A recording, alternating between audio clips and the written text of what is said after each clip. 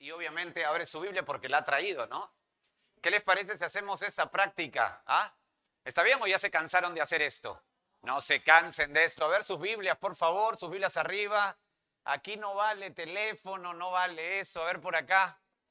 ¿Hay alguien detrás del muro para que no se me escape? No, ya. Nadie se escapa hoy. No, es una buena práctica, amados hermanos, y mi anhelo es que usted siga recorriendo el libro de Esther. Ya estamos finalizando hoy el capítulo 3, es decir, este punto del plan de exterminio judío, y quiero hacerlo bien, quiero hacerlo con pleno entendimiento. Estamos, como dije, afrontando el plan de exterminio judío. Espero hoy finalizarlo y creo que para tener claridad y empalmar y retomar donde nos quedamos, debemos señalar y recordar que nuestro personaje perverso, ¿quién es nuestro personaje perverso? Amán, está ya llevando su plan en marcha, si usted se acuerda. Quiero empalmarlo, por eso que quiero llevarlo despacio, pero quiero que se acuerde de la sesión anterior. Ya Amán está llevando su plan en marcha, un plan que, como usted sabe, es realizado con mucha astucia,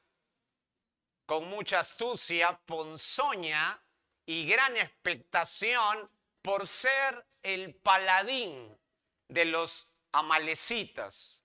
Amán es el instrumento satánico para aniquilar, para eliminar a los judíos, y detrás de ello, lo hemos visto, ¿verdad? Detrás de ello, el instrumento satánico para aniquilar la línea mesiánica. Ahora, este hombre, Amán, presenta tal astucia para colocar la plataforma de aniquilación judía que apela, a ver si recuerda, por favor, necesito el máximo de su atención, y él apela a dos elementos importantes frente al rey. ¿Cuáles eran? ¿Se acuerdan? Leamos el verso 8, por favor. Esto lo vimos a detalle, pero quiero que vea y se ordene. Amán está ya dando el plan. Ya está dando el plan y él apela a dos elementos importantes. Verso 8, por favor, de Esther capítulo 3. Si usted está llegando, verso 8 de Esther capítulo 3 dice: y dijo Amán al rey Asuero, ¿están ahí, hermanos? Perfecto. Dijo Amán al rey Asuero: hay un pueblo esparcido y distribuido entre los pueblos de todas las provincias de tu reino, y sus leyes son diferentes de las de todo el pueblo, y no guardan las leyes del rey. Note cómo le habla Amán a Jerjes. Y al rey nada le beneficia el dejarlos vivir. Verso 9, si place al rey, interesante, decrete que sean destruidos, y yo pasaré, creo que ya se va a acordar con esto, 10,000 talentos de plata a los que manejan la hacienda para que sean traídos a los tesoros del rey. Aquí Amán, el astuto Amán, la herramienta satánica Amán para destruir al pueblo judío, presenta dos elementos. Primero, que el pueblo judío es subversivo. ¿Se acuerda de eso? Le dice al rey: rey, el pueblo este es subversivo. Es decir, tienen sus leyes, tienen su religión, están esparcidos, con ello hacen problema. Son un pueblo parásito, ¿se acuerda? Exclusivista. ¿Qué te parece? Le dice Amán a Jerjes primero. ¿Qué te parece si los elimino? Son un parásito, son un pueblo parásito. ¿Qué te parece, Jerjes, si los elimino? Note el texto, verso 9a. Si place al rey, decrete que sean, ¿qué cosa? Destruidos. Ahora, se acordará, esto es bien interesante, ¿verdad? Porque le está planteando al rey para que sean destruidos, pero se acordará usted, y esto creo que lo va a recordar rápido, se acordará que antes de hablar con el rey, ya Amán, ¿se acuerda de esto? Esto es curioso, ¿no? Esto es interesante en la narrativa. Antes de hablar con el rey, antes de decirle al rey: ¿qué te parece si los voy a destruir? Ya Amán tenía, ¿qué cosa tenía? La fecha de aniquilación judía, que sería, ¿se acuerdan cuando tiró sus dados, la suerte, ¿no? Que sería 11 meses después, pues eso le salió en su tinca. ¿Recuerda? Verso 7. Ahí le salió en su tinca. Siga. Pero además le da un segundo elemento, que ya creo que cuando leímos el verso 8 y 9 se va a acordar. Le da al rey un segundo elemento, y más suculento para el corazón avaro de Asuero. Recuerda, verso 9b. Y yo, ¿qué cosa va a hacer? Pesaré 10.000 talentos de plata a los que manejan la hacienda. ¿Recuerda esto? 10.000 talentos de plata. Estamos hablando de ¿cuánto? 340 aproximadamente toneladas de plata. En otras palabras, se está refiriendo, con estas 10.000 talentos de plata, se está refiriendo a casi la mitad, si usted se acuerda, del ingreso anual de todo el imperio persa en ese momento. Y este apetitoso monto es quizá el monto aproximado que Asuero había gastado. ¿Cuándo lo había gastado? ¿Se acuerda?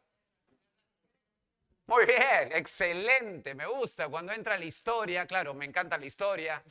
Espero que usted también ya le vaya agarrando el gusto a esto. Justamente ese es el monto aproximado que el rey Jerjes o Asuero había gastado para su fallida incursión con los griegos. Es decir, este es un plan tremendo. Amán es muy astuto, usted sabe. Con la plata vale mono, eso le gusta.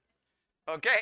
Lo agarra al rey por el dinero y justamente es aproximado a lo que ha gastado en su campaña fallida contra Grecia. ¿Y cuál es la respuesta de Asuero con todo este manjar que le coloca en la mesa el perverso y satánico Amán? ¿Cuál es la respuesta? Verso 10, note la respuesta. Entonces, el rey, ¿qué hizo?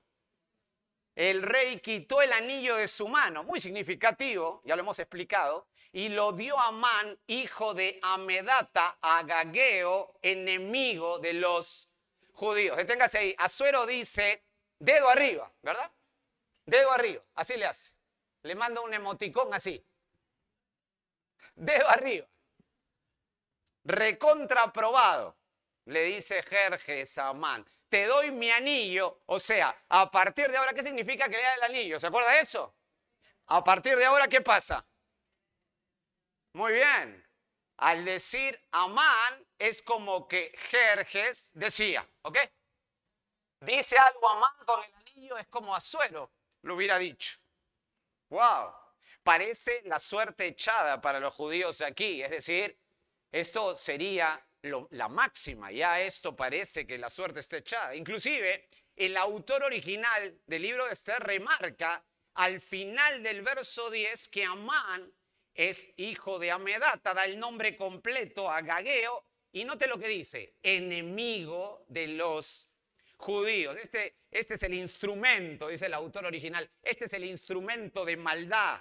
Le marca ahí una alarma, como si tuviera un resaltador. Este es el instrumento de maldad contra el pueblo de Dios.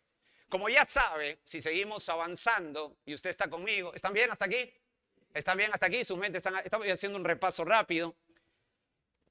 Si usted, como ya sabe, si está avanzando bien, recordará que en el verso 11 el rey realiza un trato con Amán. Esto, como dije, ya lo vimos. Y este hombre, cuando todo está listo, no esperó ni un segundo más. Note el verso 12. Entonces fueron llamados los escribanos del rey en el mes primero, al día 13 del mismo. Y note, y fue escrito conforme a todo lo que mandó Amán. Note eso, el autor lo remarca, ¿verdad?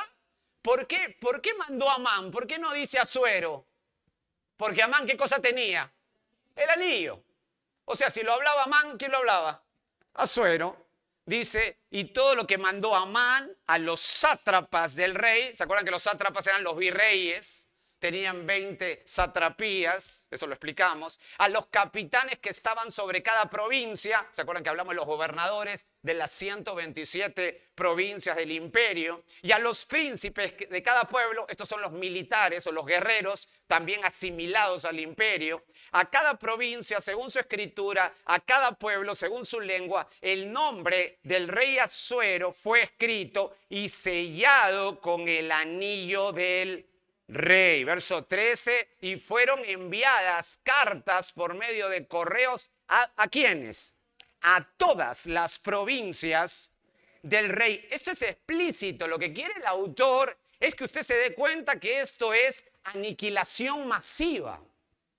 Aniquilación masiva del pueblo judío. Esto es correo rápido. Esto es correo rápido. Acá usted tiene el DHL persa, ¿verdad? Correo rápido. Y recordará que el reparto de correo, eso lo vimos desde el capítulo 1, ¿se acuerdan? El reparto de correo persa era velocísimo, velocísimo. Inclusive lo explicamos cómo hacían ese reparto. Esto ya lo habíamos hablado también. Pero ahora note los términos innecesariamente, o sea, yo digo esto, usted lo lee, estos términos son innecesarios por lo repetitivo. Note el verso 13b. Ahora, si son repetitivos, el autor nos quiere decir algo. Esto no quiere decir algo. Note el verso 13b. Con la orden. ¿Qué cosa decía? ¿Cuál es la orden? De destruir, matar y exterminar. ¿Nota los términos repetitivos? Destruir, matar y exterminar a todos los judíos. Pero no se queda ahí. A todos los judíos, y no quiero que haya error, a todos los judíos, jóvenes y ancianos, niños y mujeres, y no dice solamente, no lo deja ahí, sino que dice, no se deben demorar. ¿Cuándo? En un mismo día. Es recontra innecesario tanta repetición, pero es obvio que lo que se quiere es no dejar duda de nada en esto, ¿verdad? Digo, o sea, después de leer este decreto, puesto con el anillo de Asuero, que lo manda mal, nadie se le hubiera ocurrido preguntar después que lee el decreto, ¿podemos dejar vivo a mi amiguito judío de 3 años? Nadie podría decir eso. ¿Por qué? Porque en el decreto, ¿qué cosa dice? Todos, niños, ancianos, mujeres, todos. Faltó poner hasta la mascota judía. O sea, lo que le quiero decir es que esto es satánicamente explícito, amado. Amado, quiero que no se distraigan porque esto es satánicamente explícito. Y ahora nos encontramos con 2 datos finales como para que la mente judía, los lectores, tengan una luz en la narrativa. ¿Usted me comprende? ¿Usted me comprende? Hasta aquí hemos visto que van a destruir a los judíos sí o sí. Por lo tanto, el autor original, en un dramatismo literario, nos da estos 2 datos al final. Note, primero, nos da, escuchen, la fecha exacta estipulada para la matanza. Miren esos datos, note la mente del autor. ¿A dónde quiere ir? O sea, ha dicho todo oscuro. Y aquí va a plantear la fecha exacta para la matanza. Eso está en el verso 13, al final, la parte C. En el día, ¿qué día? 13 del mes 12º, que es el mes de Adar. ¿Qué fecha es esa? ¿Se acuerdan que ustedes apuntaron? 29. ¿Se acuerdan que apuntaron? Esa fecha no es. Esa fecha era hoy, ¿no? Hoy les iba a decir. Algunos ya apuntaron, resaltaron, no. ¿Cuál es la fecha exacta? Escuchen, por favor. Es el 7 de marzo del año 473 antes de Cristo. Esa es la fecha exacta. 7 de marzo del año 473 antes de Cristo. O sea, que ese día atienda, por favor. ¿Por qué hay una luz acá? ¿Por qué después de todo oscuro para el lector judío? Aquí ve algo de luz. ¿Por qué?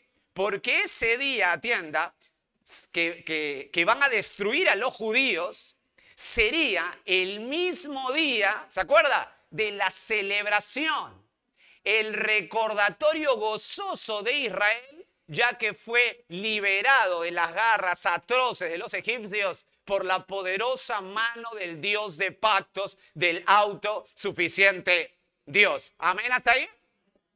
Esto es increíble. Con ello, esa fecha que salió en su oráculo pagano de Amán es sinónimo. Escuchen, esto me encantó. Esto fue lo que más me quedé meditando. Esta fecha pagana que Amán dijo, bueno, vamos a tirar los dados, hagamos la tinca, a ver qué fecha me sale. Antes de hablar con Asuero, le voy a darle la fecha, la tinca, vamos a jugarla a la suerte.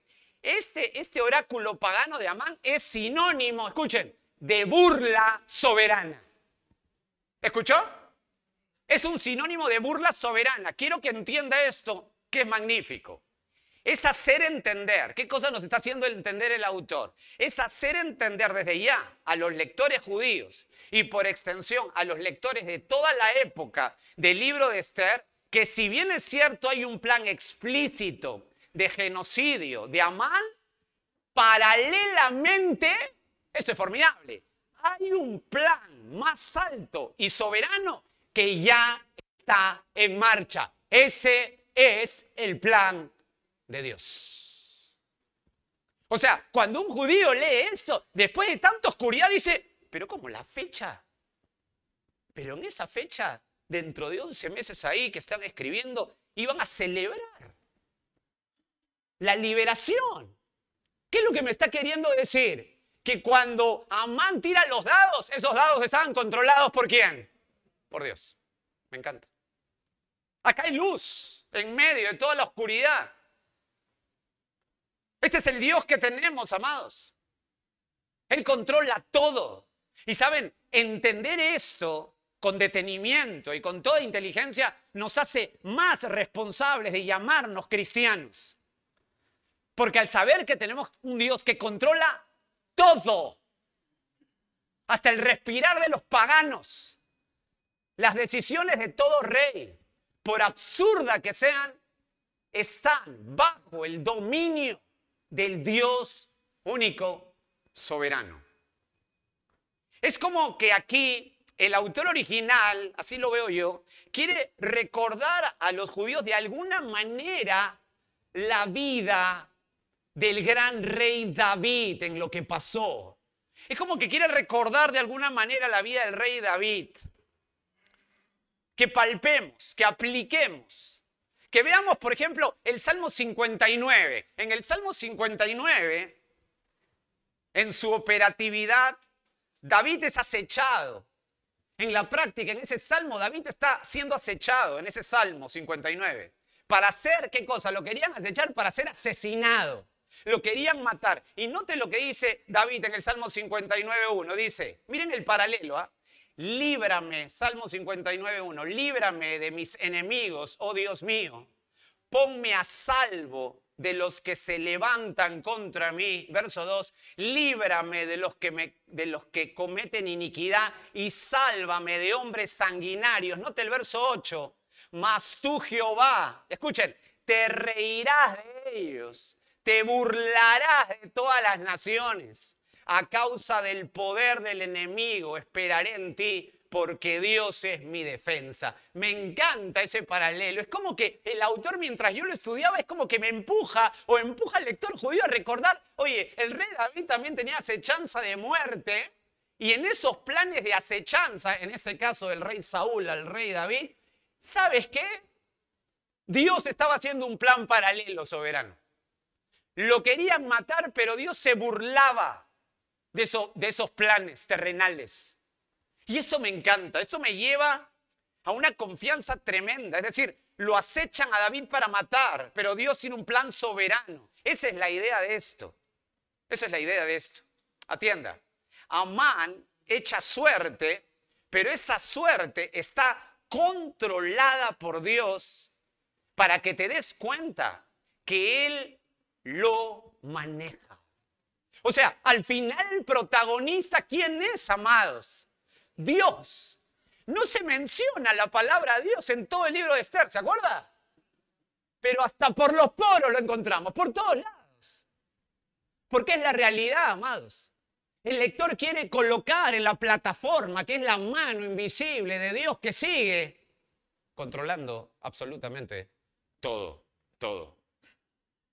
Si apreciamos esto con detenimiento, ¿qué situación podrá superar el control de Dios? ¿Qué situación podrá superar el control de Dios?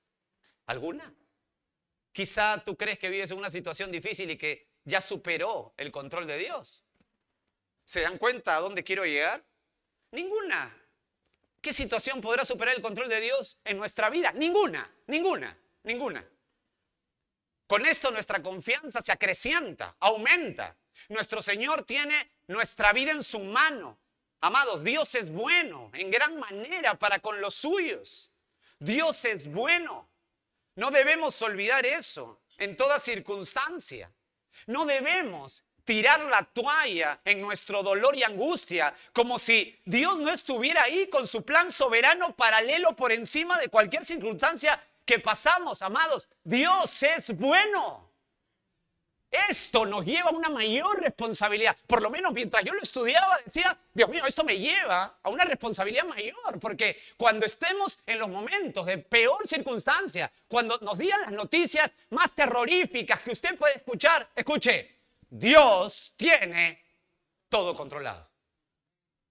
Y esto hace que nuestro cristianismo sea no solo concepto, sino en la práctica de vida. Cada cosa que afrontamos hoy, por favor escúchame bien, mi Señor lo tiene en su mano. Sí, eso que nos hace llorar, eso que estás pensando y yo estoy pensando que nos presiona, que decimos, Señor, pero ¿por qué me pasa esto? ¿Por qué pasa esto? ¿Por qué vivo esto? ¿Por qué tengo esta dolencia? ¿Por qué me pasa? ¿Sabes qué? Dios lo controla todo. Y por eso, cuando hoy día en la mañana estaba con mis hijos estudiando Colosenses, el autor, eso no está en mis notas, pero quiero enlazarlo, el autor decía que la vida cristiana es siempre dar gracias, estar agradecido. Y no lo podemos entender a menos que usted entienda el poder, el poderoso Dios que tiene. Y que no es que usted tenga que darle ideas. No es que nosotros nos responden porque cuando yo oro, entonces le muevo el brazo y dice, oh, Jorge tiene razón, lo que ora tiene razón. Mi plan estaba mal, él tiene... No, amado. Increíblemente nuestro Dios quiere que oremos constantemente, pero Él ya tiene un plan soberano. Eso nos lleva a una responsabilidad. El profeta Nahum dice en Nahum 1:7, Jehová es bueno. Me encanta este texto. Jehová es bueno, fortaleza en el día de la angustia y conoce a los que en Él confían. ¡Wow! ¿Cómo no aferrarse al Señor? ¿Saben? Cuando nosotros nos ponemos a estudiar eso, la torpeza de este mundo es querer nosotros mismos gobernarnos. Mejor abandónate en los brazos de aquel que tiene todo controlado. Y esto me emociona mucho porque entenderlo baja bien a mi corazón. Y todas las circunstancias que vivimos oscuras, Él lo tiene en su mano. Amén, hermanos. Que no sea un amén conceptual. Que nos dediquemos a decidir que a partir de hoy mismo, cada circunstancia de frente, miremos a Dios. Inclinemos la balanza a Él. En todo momento, en todo lo que pase, Él controla todo. Esta aplicación nos alienta tanto. Regrese al libro de Esther, por favor. Regrese al libro de Esther. Ya vimos entonces el primer elemento final, o sea, la fecha exacta de aniquilación. Pero note, hay otro elemento final. Note ahí, verso 13d. El pobre versículo 13 está pero como una torta partido. Segundo elemento final es el permiso de saqueo. No Saqueo el que estaba en el árbol con Jesús, ¿se acuerdan? Ese no, ese es con Z, este es con S. El permiso de saqueo, verso 13d. Note lo que dice el verso 13d. ¿Y de apoderarse de qué? ¿Están ahí? Verso 13. ¿Apoderarse de qué? De sus bienes. Deténgase ahí. Este elemento es bien interesante, pues Amán, escuchen la mente, esto es fantástico entenderlo. Amán, para asegurarse que la gente de todo el imperio sea beneficiada también con esta matanza masiva y cruel, note qué genio para el mal es Amán, ¿eh? Para que la gente esté contenta y nadie se queje de esta matanza masiva, para que nadie deje de participar en el genocidio, o inclusive no estar de acuerdo, incentiva, notan el verso 13, incentiva a la población con lo que sabe les encanta. ¿Qué cosa les encanta a la población? ¿Qué cosa les encanta? El billete, la platita, el dinero. O sea, no solo su rey es avaro, ¿se acuerdan? No solo su rey es codicioso, sino que apela este mismo sentir para la población. Y de hecho tiene que ser así. ¿Por qué digo de hecho tiene que ser así? ¿Por qué de hecho? A ver, piense. ¿Por qué de hecho tiene que ser así? Su rey codicioso, pueblo. ¿Por qué tiene que ser así? ¿Será eso una ley espiritual? Claro que sí. Líder aferrado a las riquezas, los seguidores salen igualitos. ¿Por qué la gente va a las iglesias de la prosperidad? ¿Por qué? ¿Por qué va? No, porque son pobrecitos, le están mintiendo. No, no son pobrecitos. Ellos quieren vivir así, de esa forma. Dios no quiere gente pobre, Él es el rey. Entonces, ¿qué cosa quiere la gente? La gente es codiciosa, avara, quieren ese Dios. Ese no es el Dios de la Biblia. Pero quieren ese Dios. ¿Por qué? Porque el líder es así, todos quieren así. Esto es una ley espiritual. Tal es el líder. Y si no cree que es una ley espiritual, se lo cuento. Tal es el líder, tal es el pueblo. Oseas 4:9. Ahí está mi argumento. Oseas 4:9. Ahora, esto nos hace hacer una pregunta. Esto nos hace hacer una pregunta, creo, inteligente. A ver qué le parece. Yo sé que seguro la tienen la pregunta, porque yo soy algo así como The Mentalist. ¿Saquear a los judíos era valioso? ¿Usted qué dice? Saquear a los judíos, según el decreto, ¿no? ¿Era valioso? ¿Usted me entiende? Ellos están cautivos. A ver, piense conmigo. Ellos están cautivos. ¿Tendrán billete los judíos para que sea jugoso y tentador ese permiso de Amán de quitarle sus posesiones para la gente? Creo que es una muy buena pregunta y quiero analizarla. Si retrocedemos en la historia, esto me gusta, yo sé que a algunos le aburren, pero algo chiquito nomás. Si retrocedemos en la historia, los judíos fueron tomados cautivos por los babilónicos y en ese momento los babilónicos dejaron a los judíos, cuando toman Jerusalén, los dejaron en cero balas. ¿Está bien? ¿Me dejo entender? Cero, nada, se acabó, nada de plata, cero. Es decir, todo lo habían perdido tras la caída de Jerusalén finalmente en el año 587 a.C. Note las fechas, 587 a.C., los babilónicos toman Jerusalén, el reino del sur, destrozan todo y se habían quedado en cero los judíos. Sin embargo, y de manera increíble, en el cautiverio, los judíos, atiendan, increíble, los judíos, en el cautiverio lograron prosperar de manera tremenda los judíos. Por eso que algunos fastidian, ¿no? Cada vez que ven un judío, tiene plata, dicen, ¿no? Ellos en el cautiverio lograron prosperar de manera tremenda. ¿Y cómo sabemos eso? Pues cuando en el libro de Esdras no Esther, en el libro de Esdras se pide ofrendar voluntariamente para la reconstrucción del templo, ¿se acuerda? En el año aproximadamente 538 a.C., saque su cuenta, estaban en cero el 587 y el 538 a.C. se le pide ofrendar en la reconstrucción del templo, en el libro de Esdras, y escuche Esdras 1:4. Escuche, los que salieron en cero, escuche Esdras 1:4. Y a todo el que haya quedado en cualquier lugar donde more, ayúdenle los hombres de su lugar con plata, oro, bienes y ganados. Estos judíos son bravos. Y además de ofrendas voluntarias para la casa de Dios, la cual está en Jerusalén. Verso 6. Y todos, del mismo capítulo 1 de Esdras, y todos los que estaban a sus alrededores, les ayudaron con plata y oro, con bienes y ganado y con cosas preciosas, además de todo lo que todo lo que se ofreció voluntariamente. Además de todo lo que se ofreció voluntariamente.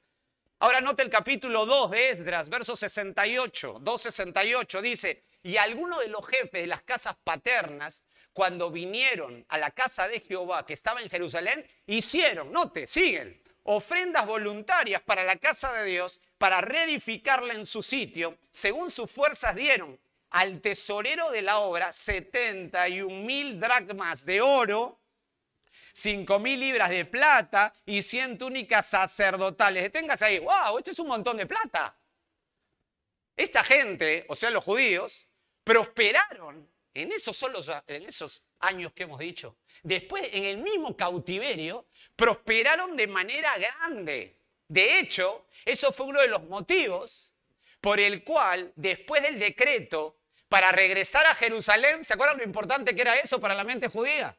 ¿Se acuerdan de ese decreto para regresar a Jerusalén? Después de estar en el cautiverio, 70 años por Babilonia, con Zorobabel. ¿Se acuerdan que le explicamos en el capítulo 1? Que tenían que regresar, pero ¿los judíos regresaron o no? La mayoría no regresó. ¿Y qué significaba eso que no regresaron? Que estaban fuera de Dios. Porque en el Antiguo Testamento se adoraba a Dios físicamente, ahí en el templo. Y un creyente verdadero del Antiguo Testamento hubiera corrido a Jerusalén, ¿verdad?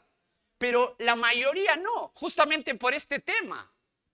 Después del decreto para regresar a Jerusalén con Zorobabel, la mayoría de judíos ya no querían. Escuche, este dato es súper interesante, el que les voy a dar. Pues en un hallazgo arqueológico se confirma la prosperidad de los judíos, no solamente en el imperio babilónico, sino en el imperio persa, aquí con Esther.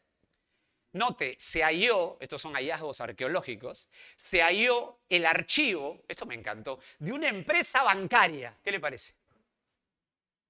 Se halló el archivo de una empresa bancaria, la cual se llamaba Hijos de Murashu. Así se llamaba la empresa bancaria. O sea, esto era el Interbank de la época, ¿me entienden? ¿Ah? El Interbank de la época. El cual consta más de un centenar de nombres judíos que comerciaban con el banco y movían dinero en enormes cantidades. ¡Wow! Con esto, si usted sabe que en el cautiverio los judíos habían prosperado económicamente, si usted sabe eso, con eso, es claro que es jugoso el saqueo a los judíos. ¿No le parece que lo hemos entendido bien? Es claro que es jugoso el saqueo a los judíos en la fecha estipulada por Amán. O sea, usted puede entender que Amán, el maléfico Amán, no solo logró comprar la complicidad del rey, sino que ahora se asegura comprando la complicidad ¿de quién? ¿De quién? De la gente en general, de la gente del imperio, de la gente en general, para sus propósitos macabros. Amén, ¿hasta ahí? ¿Me están entendiendo? Hermanos, ¿están bien? ¿O han dejado su Biblia en su oficina? ¿Están bien? ¿En casa? Ahí está, perfecto. Amán, escúcheme bien, Amán la hace linda. Compra al rey, le dice, rey, vamos a traer 340 toneladas, justo lo que más o menos tú gastaste en esa fallida guerra contra Grecia, lo vas a recuperar. Y aparte voy a mandar en el decreto que digan que la gente, cuando haga eso, por favor, me ayuden a quemarme a los judíos y se quedan con sus cosas. ¿Será jugoso? Claro que sí, ya hemos visto que sí es jugoso. Amán la hace linda por todos lados. Y note cómo empuja todo. Verso 14 del capítulo 3. La copia del escrito que se dio por mandamiento en cada provincia fue publicada a todos los pueblos a fin de que, ¿qué cosa? Estuviesen listos para aquel día. ¡Asú! Es obvio que el autor quiere remarcar que el trabajo de Amán era tan serio. Esto está interesante pensarlo, por favor, analice conmigo. Lo que hace el autor original es remarcar que Amán no está jugando. O sea, para él es muy serio, es un asunto espiritual. Usted ya sabe por qué, ¿verdad? Ya sabe por qué, ¿verdad? ¿Se acuerda la historia de los judíos amalecitas? Ya sabe por qué. Para Amán era muy serio y el autor lo remarca. Él trabaja con todo. El trabajo de Amán era tan serio y sin descanso. Era apremiante. Él quería que todos estén preparados para aquel día, que estén listos para la batalla de muerte y saqueo a los judíos. Este hombre aborrece a los judíos. Que no dejen de participar y con tiempo lo marquen ¿en dónde? En su agenda. Pongan ahí 7 de marzo, 4, 7, asesinato. Lo pone ahí en su agenda, en su calendario. Tremendo, tremendo. Amados, acá podemos extraer un principio. Acá podemos extraer un principio para el día de hoy. Es que el trabajo satánico es así. ¿Sabe usted eso?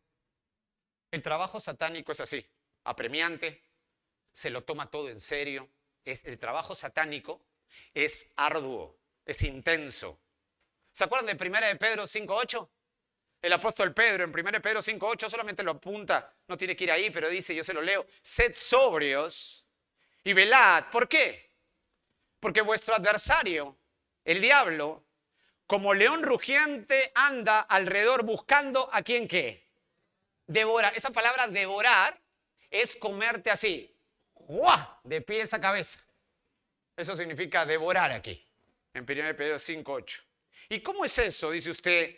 Digo, ¿cómo nos puede devorar hoy? O sea, si lo aplicamos, ¿cómo nos puede devorar? Jorge, me dices que hoy, así como en el tiempo de Esther, si lo aplicamos a la iglesia, ¿va a matar a todos los cristianos? Bueno, en muchas partes lo hace, ¿verdad que sí? En muchas partes lo hace. Y esa intención genocida será más obvia, creo yo, con los que se conviertan en la etapa de la tribulación en el futuro. ¿Se acuerda de eso? Esto es un poco de escatología.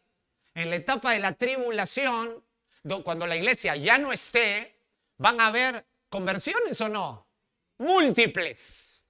¿Se acuerdan los 144.000? Imagínense, 144.000 judíos es algo así como 144.000 Pablos.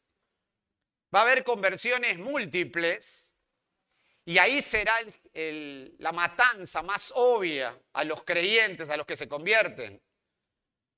Por ejemplo, el acto satánico en ese tiempo, ya profetizado, será tomar a los santos, a los que Dios ha salvado en ese tiempo, y los va a matar cruelmente.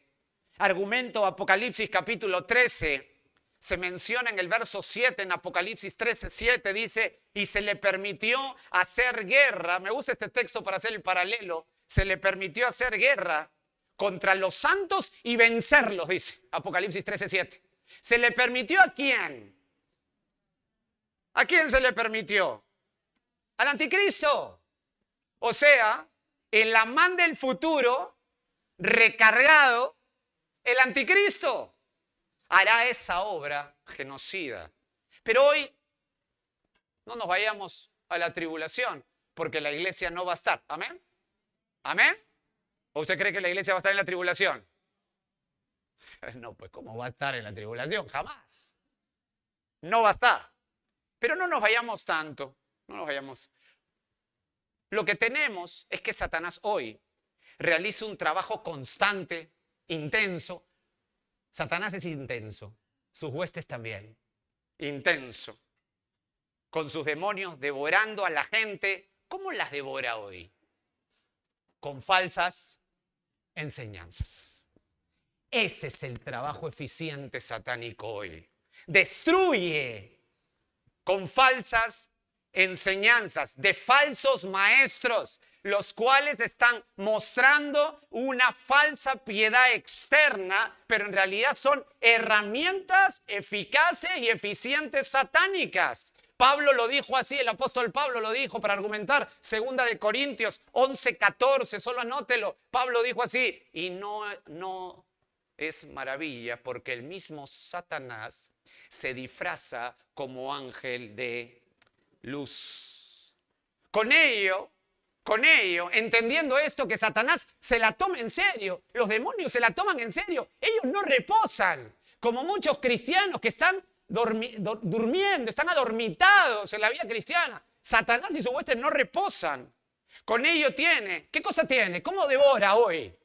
Bueno, tiene a líderes, por ejemplo, de la prosperidad, los cuales cada vez más se proliferan ¿Con qué? ¿Cómo se proliferan? Con su alegría, sonrisa, música y modernidad, tomando el control de gran cantidad, sobre todo de jóvenes, que están tratando de buscar, en el mejor de los casos, cómo se vive el cristianismo, pero moderno. Y estas herramientas satánicas de los falsos toman las mentes de esos jóvenes, dejando de lado, por supuesto, la Biblia. ¿Y qué hacen en los cultos? Apagan las luces del auditorio, trayendo a cantantes de cero teología, que toman versos salpicados para hacer mover los sentimientos de gente débil de corazón y de mente, y los llevan al éxtasis emocional diciendo que es Dios. Entonces te hacen llorar y de pronto sales, Dios me tocó, y no tiene nada que ver con Dios.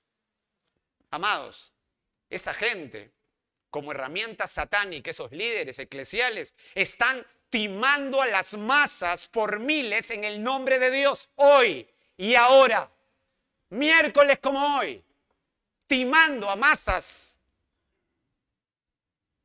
Con ello también usted tiene en esa fila a los testigos de Jehová, ¿verdad? Que son intensos y se esmeran, los cuales con mucha pasión tocan de puerta en puerta para enviar con su atalaya en el brazo al infierno a la mayor cantidad de gente. Como tiene también en algunos paraderos ahora, con mucha intensidad y fortaleza, el trabajo incansable de la secta de la diosa madre. Usted se para en un paradero y de pronto vienen así, ¡za!, como pirañas, los cuales exponen, o sea, escuchar eso, exponen una doctrina casi tan chiflada y loca como los mormones, casi tan orate como ellos. Es decir, el punto es que Satanás y sus demonios trabajan durísimo, amados. Trabajan duro. Y eso tenemos que ser conscientes. Trabajan durísimo. ¿Y cómo tenemos que contrarrestar eso? ¿Cómo es la batalla espiritual? Diciéndole a la gente, demonio, te reprendo, demonio. ¿Esa es la batalla espiritual? No. Es presentar argumentos, conocimiento, que derribe toda muralla que quieren colocar diciendo que es Cristo cuando no lo es. 2 Corintios 10 del 3 al 5, ahí el apóstol Pablo dice lo que es una batalla espiritual. Nada de echar demonios, pero ¿en qué estamos? Usted no puede echar a ningún demonio. ¿Qué es eso? Nos han engañado y esa no es la batalla espiritual. Es colocar argumentos, conocimiento, derrotar eso que se levanta en contra de Cristo, 2 Corintios 10 del 3 al 5. El punto es que los demonios sí trabajan duro, amados. Con ese panorama, regresa Esther. Note el verso 15a. Miren cómo trabajan, qué rápido. 15a. Y salieron, ¿cómo salieron? Los correos, ¿cómo salieron? Prontamente, por mandato del rey. Ta, ta, ta, ta, alarma, ta, ta, ta, ta. Mandato del rey, mandato del rey. ¿Quién está aquí? Amán. ¿Cómo sabemos eso? Si acá dice el rey, ¿cómo sabemos que es Amán? Por el anillo. Nuevamente se repite las salidas de los correos. Nota cómo el autor es repetitivo. Se repite la salida de los correos. Parece que el autor lo que quiere enfatizar es la prisa de Amán. O sea, note, él se sentiría ya victorioso al momento de que todo salga y ya estén las cartas en camino. Ahí se sentiría victorioso. Cuando todos arranquen a repartir las cartas, él dice, victoria. Lo logré. Ese hecho de tenerlo viento en popa para Amán era victoria paso 1, digamos. Ya estaba en victoria. Observa el verso 15, la parte B. Y el edicto fue dado, note este versículo, es muy interesante. Y el edicto fue dado en Susa, capital del reino, y el rey y Amán se sentaron a beber. Pero, note el contraste, la ciudad de Susa estaba conmovida. Note esto. Qué tremendo texto. Me impacta el contraste entre la atmósfera de Amán y Asuero frente a la gente en Susa al enterarse del genocidio. ¿Se da cuenta ese contraste? Hay un contraste bárbaro. Amán celebra su campaña contra los judíos como una victoria anticipada. Y Jerjes celebra de seguro. ¿Qué le importa qué pueblo va a destruir a Amán? ¿Él qué cosa celebra? El dinero que va a recuperar, que perdió contra los griegos. Eso celebra. Observa el verso 15. Y el rey y Amán se sentaron a beber. Es como si Amán le hubiera dicho a Asuero: rey, este día somos. Este día es jueves. ¿Y por qué jueves? Eso sí saben, ¿no? Que el Señor los reprenda. Este día celebramos, somos brindis, nos vamos a Barranco. Espero que nadie esté viviendo en Barranco, porque si no... Usted sabe lo que quiero decir. Perdámonos con un salud. ¿Para qué? ¿Para qué? Escuche, no pierde el hilo por mis tonterías. ¿Para qué? ¿Para qué? De seguro para afianzar que el rey no cambie de parecer en esto. No les he dado un texto histórico del historiador Herodoto de la época, pero muchas veces ocurrió en la historia que cuando los reyes tomaban una decisión, en la mitad del camino cambiaban. Entonces, Amán es bien sapolio es Amán, porque se lo lleva a darle su binoco y dejarlo medio movido al hombre. Amán, si se da cuenta, por favor, escúcheme, sígame, por favor. ¿Están conmigo? ¿Están bien? ¿Están bien hasta ahora? Esto es fascinante. Amán, si lo entendemos bien, si se da cuenta, cubre toda área, amados. ¡Qué mente tan perversa! No deja ningún círculo sin cerrar, pero note el contraste, note al pueblo en Susa, verso 15. Pero la ciudad de Susa estaba conmovida. Deténgase ahí. Esa palabra conmovida es, en el hebreo, estar perpleja. Aún más, la gramática indica que es un ambiente. Escuche esto, mire qué fuerte esa palabra en el hebreo. Es un ambiente espantoso de confusión, de estar deambulando, es lo que quiere decir. O sea, estaban así como que mareados con esa noticia. Ese era el ambiente, la atmósfera. Estaban sorprendidos. Imagínense el contraste. El equipo satánico, ¿dónde está? En juerga. Y el equipo de Dios, o sea, los judíos en general, en un ambiente de confusión, deambulando. Esto se ve terrible. Ahora, entre el pueblo asombrado, confundido y horrorizado por los perversos antojos del rey, obviamente guiados por su asesor Amán, entre esos judíos, ¿quién estaba? Mardoqueo. Y antes de hablar de Mardoqueo, es interesante preguntarnos, a ver, preguntémonos esto, pensemos en la narrativa. Quiero pensar con usted en la narrativa. ¿Para qué quería Amán? ¿Para qué quería Amán que la gente se enterara ¿se da cuenta? Con tanta anticipación de la matanza masiva de los judíos. ¿Se da cuenta de esto? ¿Por qué Amán en su mente macabra quiere que la gente, note que a cada rato el autor qué cosa hace con los correos que van a salir? Obvio que no son correos así, ¿no? No estamos hablando de esto. Los correos que van a salir, disparados por los jinetes, usted sabe la velocidad del correo persa. ¿Por qué estaba tan interesado que sea ya, ya? Usted sabe, la suerte le dio a Amán entre 10 a 11 meses después del reparto de la matanza masiva de ese decreto. Digo, ¿era necesario enviar todo ello con tanta antelación? Bueno, el texto no aclara nada de eso. No dice, pero yo creo que es una buena pregunta, si usted es un lector correcto, ¿por qué lo envió con tanta anticipación? El texto no lo dice, pero me parece que tenemos mucho para dar algunos motivos y algunas conjeturas que creo que son cercanas. A ver qué le parece, estuve pensando en esto, a ver qué le parece. Número 1, creo que Amán quería realizar un trabajo psicológico de dolor constante y agónico con sus enemigos espirituales, ¿no le parece? Que vayan como que sufriendo poco a poco, que sepan que se dirigen a la muerte. Es posible que su antisemitismo sea tan fuerte, como ya lo vimos, que el deleite de verlos enfermos de sufrimiento por largo tiempo era para Amán su alegría. Es muy posible. ¿No le parece con todo lo que hemos visto de Amán? ¿Están de acuerdo? ¿Me están siguiendo? Es posible.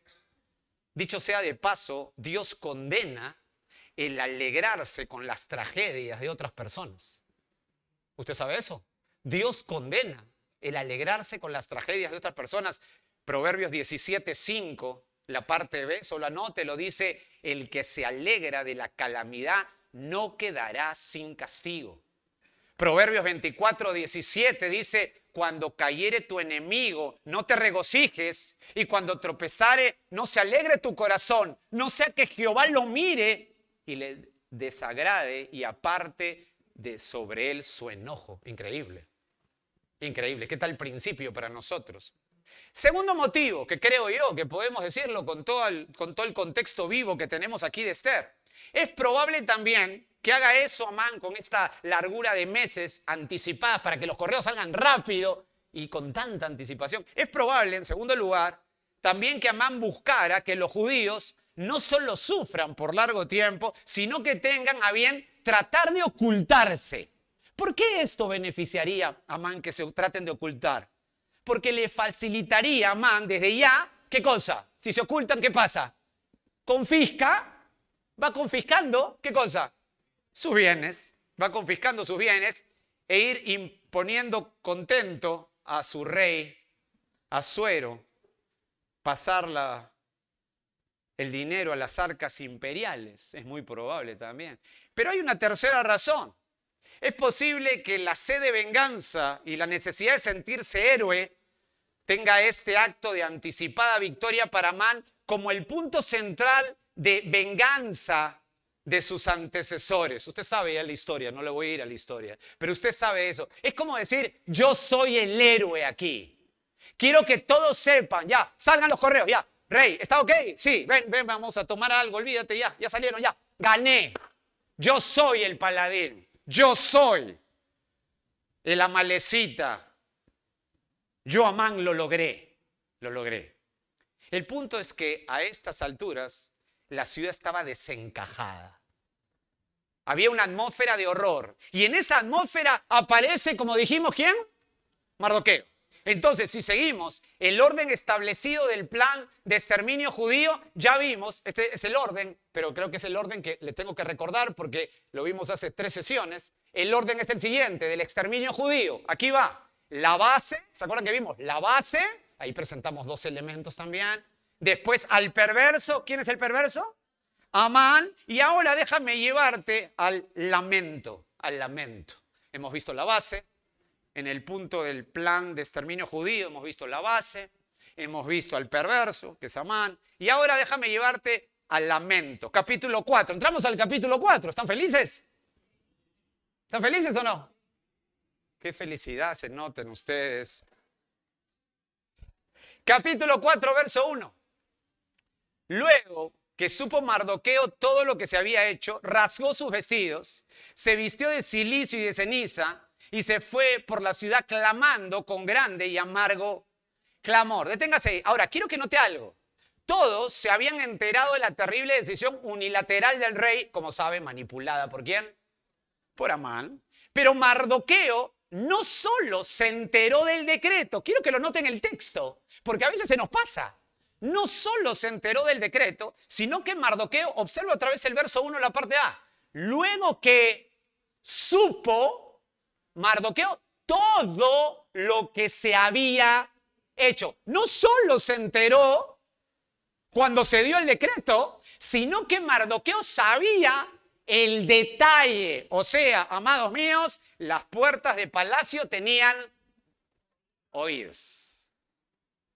Las puertas de palacio tenían oídos. Es decir, atienda, Mardoqueo supo por alguien dentro del palacio que la mente maestra para esto fue Amán, y además que Amán había, miren el detalle, prometido dinero al rey por este genocidio. Jorge, para un rato.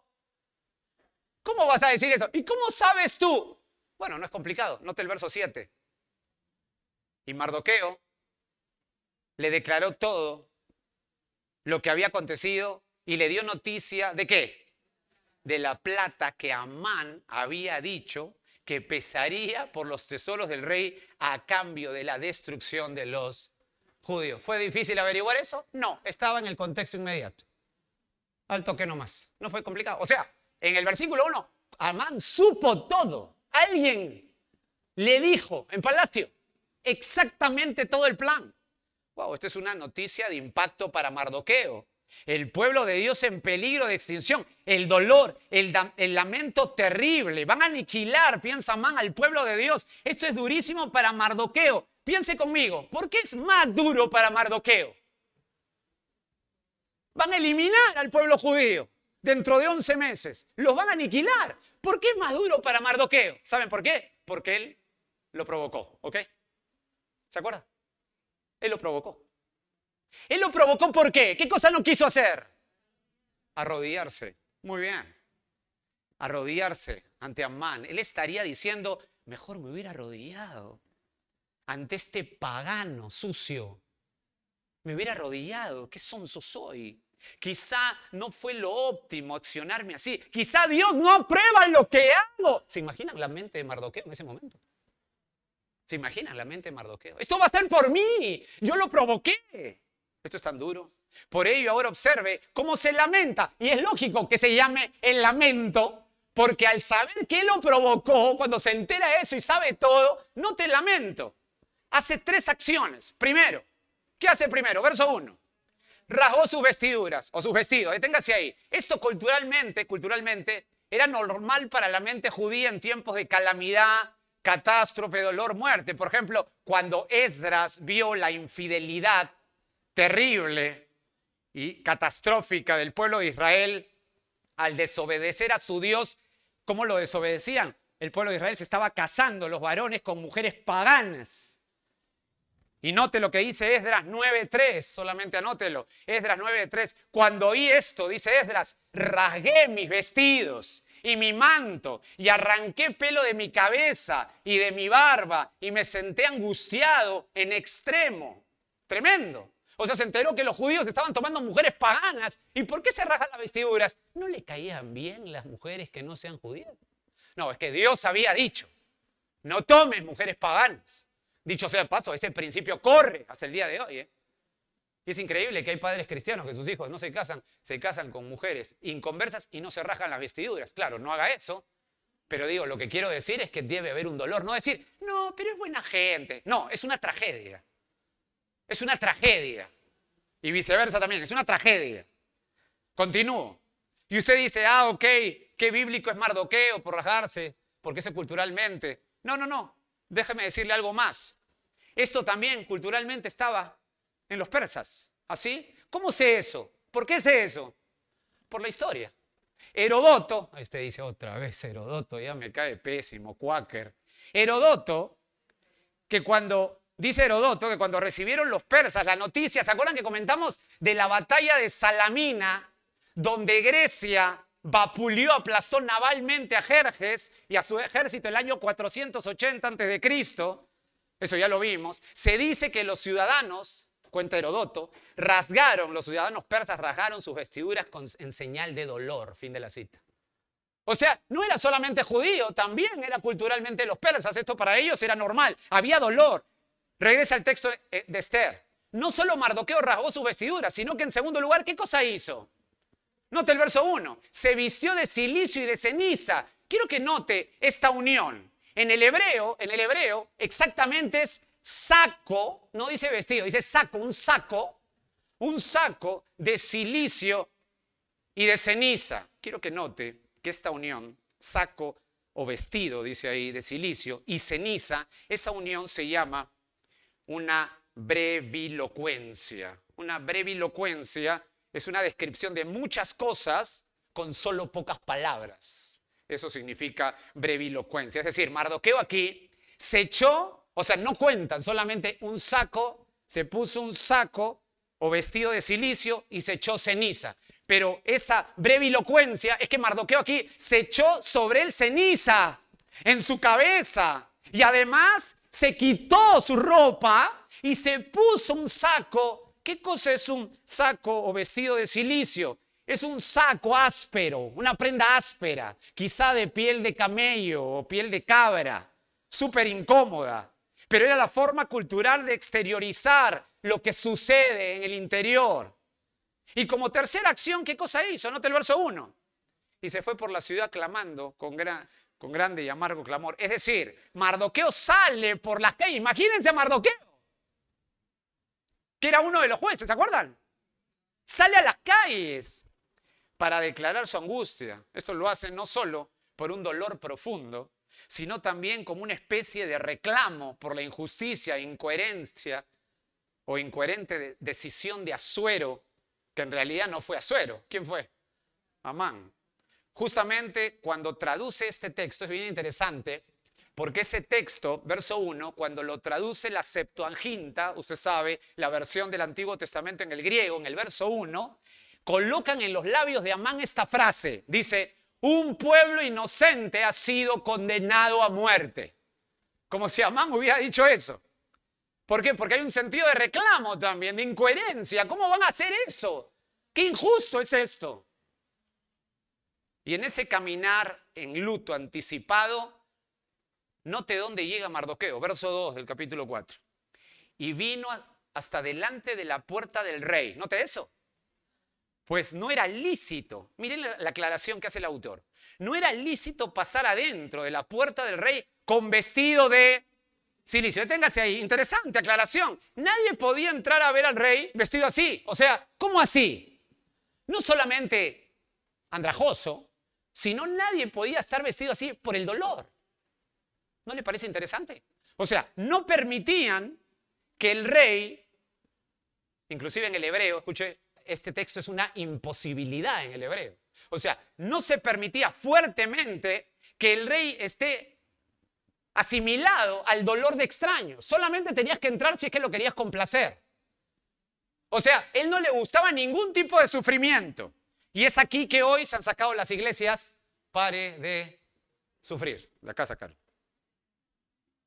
Estoy siendo sarcástico, por supuesto, ¿no? De acá no lo sacaron, ¿no?